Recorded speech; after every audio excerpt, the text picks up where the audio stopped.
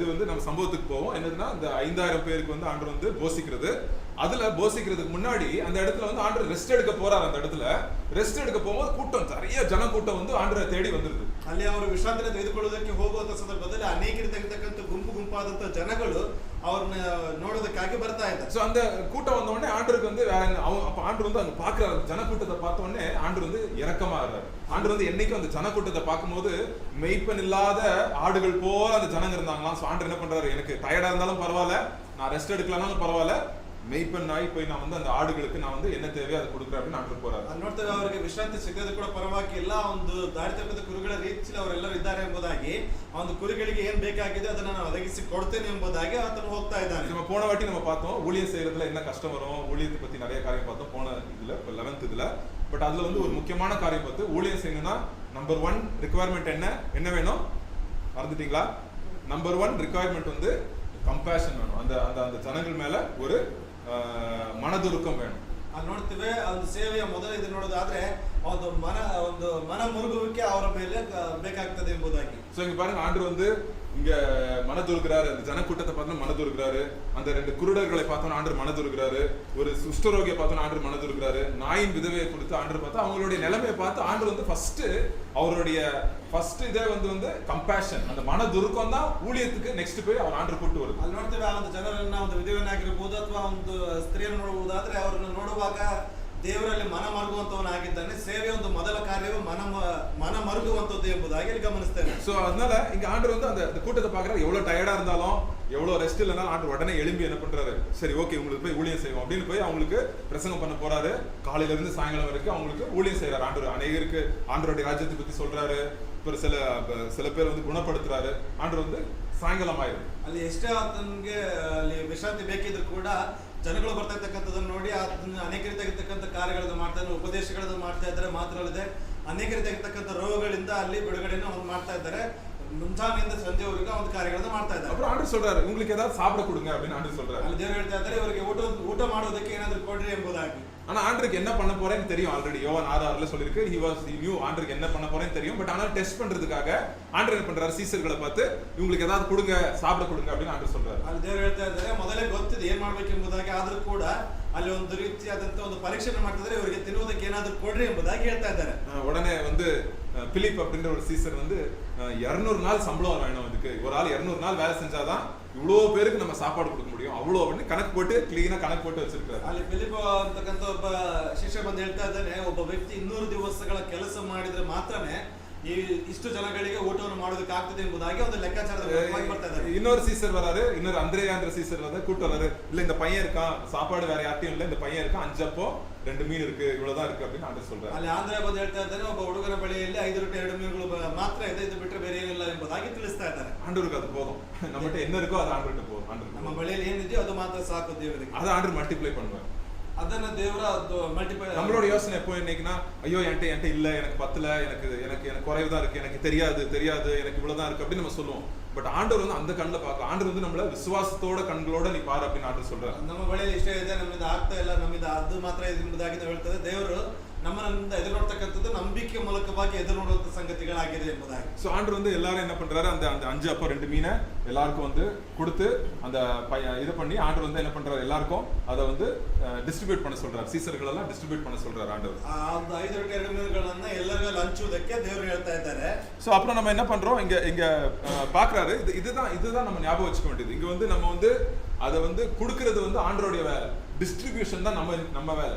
Manufacturer கர்த்தர், distributor நம்ம. அதான் ஊழியம். ಅಲ್ಲಿ ಉಂಟು ಮಾಡ್ತಕ್ಕಂಥದ್ದು ದೇವರು, ಅದನ್ನ ಹಂಚುವಂಥದ್ದು ನಮ್ಮ ಒಂದು ಕೆಲಸ. நம்ம என்னைக்கும் வந்து நம்ம எதுவும் தயாரிக்க முடியாது, எதையும் நம்ம செய்ய முடியாது. கர்த்தர் தான் தயாரித்து கொடுக்கறத நம்ம பகிர்ந்து கொள்றது. அந்த பகிர்ந்து கொள்ற வேலை தான் ஊழியம். ಅಲ್ಲಿ ದೇವರು ಸೃಷ್ಟಿಸಲ್ಪಟ್ಟವರಾಗಿ ಉಂಟು ಮಾಡಲ್ಪಟ್ಟವರಾಗಿ ಅದನ್ನ ಹಂಚಿಕೊಡುವಂತದ್ದೇ ನಮ್ಮ ಒಂದು ಕೆಲಸ. அப்புறம் வசனம் என்ன சொல்லுது, அவங்க சாப்பிட்டு திருப்தியானாங்கன்னா 12 கூடைகள் வந்து என்ன ஆயிடுச்சாம், மிச்சமாச்சாம். ಅಲ್ಲಿ ನೋಡ್ತೇವೆ, ಅವರು ಊಟ ಮಾಡಿ ತೃಪ್ತರಾದ ಮೇಲೆ 12 ಪುಟ್ಟಿಗಳಲ್ಲಿ ಉಳಿಯಲ್ಪಟ್ಟಿತು ಎಂಬುದಾಗಿ. சோ ஸோ அதனால அது முடிஞ்சதுக்கு அப்புறம் ஆண்டவர் என்ன பண்றாரு, தனியா திருப்பி மலைக்கு வந்து ஜோம் பண்ண போறாரு. ஆண்டவர் தனியா போயிடுறாரு அந்த மலைக்கு, எல்லாரையும் வந்து அனுப்பி விட்டு ஆண்டவர் வந்து தனியா ஜபிக்கிறதுக்கு தனியா வந்து மலை மேல போறாரு.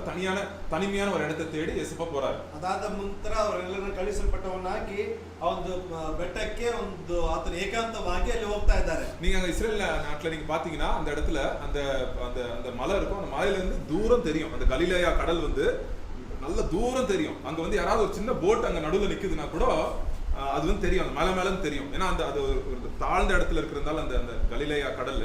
ஸோ அது வந்து மலை மேல நின்னா கூட ஒரு 1 கிலோமீட்டர் 2 கிலோமீட்டರ್ ದೂರ தெரியும். ಆ ಒಂದು ಬೆಟ್ಟದ ಮೇಲೆ ನಿಂತುಕೊಳ್ಳುವಾಗ ಆ ಒಂದು ಗಲಿಲಾಯ ಸಮುದ್ರದಲ್ಲಿ ಒಂದು ಚಿಕ್ಕ ಬೋಟ್ ಇದ್ರೂ ಕೂಡ ಅದು ನಿಂತ್ಕೊಂಡಿರ್ತಕ್ಕಂಥದ್ದು ಸ್ಪಷ್ಟವಾಗಿ ಕಾಣ್ತದೆ. ಯಾಕೆ ಅಂತಂದ್ರೆ ಅದು ಅಷ್ಟೇ ಎತ್ತರದಲ್ಲಿರ್ತಕ್ಕಂಥ ಒಂದು ಪ್ರದೇಶವಾಗಿತ್ತು. ஸோ ஆண்டவர் வந்து அந்த ராத்திரியில வந்து தனியா ஜெபம் பண்ணிட்டு இருக்கிறாரு. ஆண்டவர் வந்து ஏன்னா பாருங்க, இந்த நாளை ஸ்டார்ட் பண்ணதும் ஆண்டவர் வந்து ஜெபத்துல, இந்த நாளை முடிக்கும் போதும் ஆண்டவர் வந்து ಜಪத்துல தான் இருந்தார். ಅಲ್ಲಿ ನೋಡ್ತೇವೆ ಆ ಒಂದು ದಿವಸವನ್ನು ಪ್ರಾರಂಭಿಸಿದ್ದು ಪ್ರಾರ್ಥನೆಯಲ್ಲಿ, ಆ ಒಂದು ದಿವಸವನ್ನು ಮುಗಿಸ್ತಕ್ಕಂಥದ್ದು ಕೂಡ ಪ್ರಾರ್ಥನೆ. எவ்வளவு பிஸி எவ்வளவு ஊழியர் இருந்தாலும் ஆண்டவர் வந்து அவர் பிதா கிட்ட நேரத்தை செலவு பண்றதுக்கு வந்து ஏசப்பா வந்து என்ன பண்ண மாட்டாரு, அதை வந்து டிலே பண்ணவே மாட்டாரு. ಅಲ್ಲಿ ಎಷ್ಟೇ ಬಿಸಿ ಇದ್ರೂ ಕೂಡ ಆ ಒಂದು ದೇವರ ಸನ್ನಿಧಿಯಲ್ಲಿ ಅವರು ಸಮಯನ ಕಳೆಯತಕ್ಕಂಥದ್ದನ್ನು ಅವರು ಎಂದಿಗೂ ಬಿಡುವುದಿಲ್ಲ ಎಂಬುದಾಗಿ. சோ அதுக்குள்ள என்ன ஆயிடுச்சு, அங்க வந்து அந்த போட்ல போறாங்க சீசர்கள். உங்களுக்கு எல்லாருக்கும் தெரியும் இந்த அடுத்த கதை என்னன்னா, அவங்க வந்து என்ன ஆயிருது, அங்க ஒரு புயல் வருது.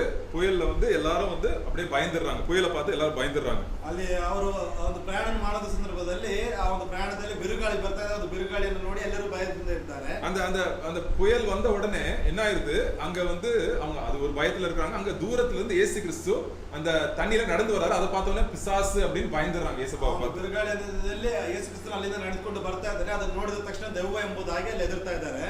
யார் இந்த சீசர்கள்?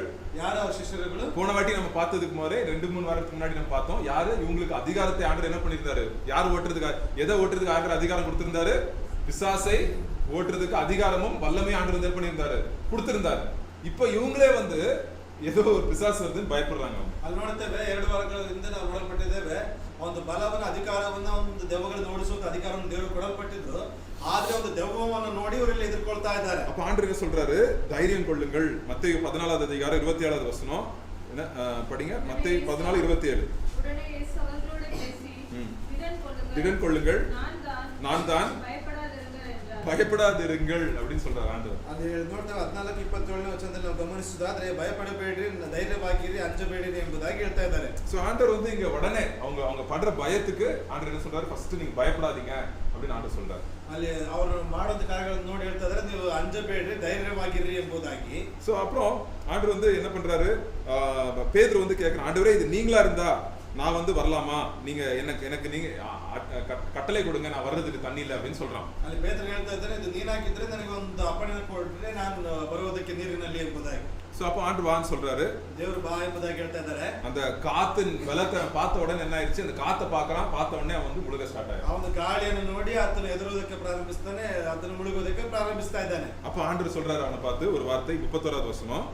ಆಗ பேதுரு பார்த்து ஆண்டவர் என்ன சொல்றாரு, ಪೇತ್ರನನ್ನು ನೋಡಿ ಅಲ್ಲಿ ಏನ್ ಹೇಳ್ತಾ ಇದ್ದಾರೆ, உடனே இயேசு கையை நீட்டி அவனை பிடித்து, அற்ப விசுவாசியே, ஏன் சந்தேகப்பட்டாய் என்றார். ஏன் சந்தேகப்பட்டாய் அப்படின்னு ஆண்டவர் ಆ சொல்றாரு. ಕ್ಷಣದಲ್ಲಿ ಯೇಸು ಕೈ ಚಾಚಿ ಅವನನ್ನು ಹಿಡಿದು, ಅಲ್ಪ ವಿಶ್ವಾಸಿಯೇ ಯಾಕೆ ಸಂದೇಹ ಪಟ್ಟಿ ಎಂಬುದಾಗಿ ಕೇಳ್ತಾ ಇದ್ದಾರೆ. சோ பாருங்க, ஆண்டவர் வந்து நீ தண்ணி மேல நடக்கலாம் அப்படின்னு ஆண்டவர் சொல்லியிருக்கிறாரு.